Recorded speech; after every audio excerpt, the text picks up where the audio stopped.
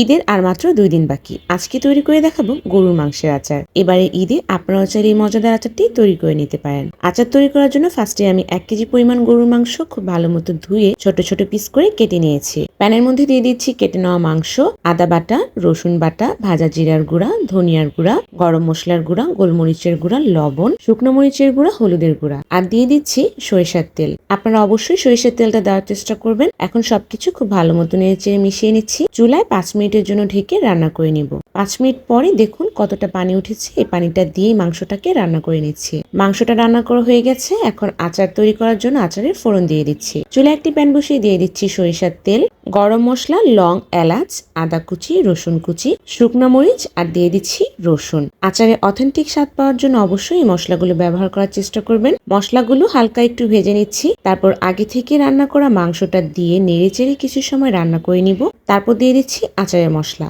এখন সবকিছু নেড়েচেড়ে মিশিয়ে নিলেই তৈরি হয়ে যাবে অথেন্টিক স্বাদে গরুর মাংসের আচার।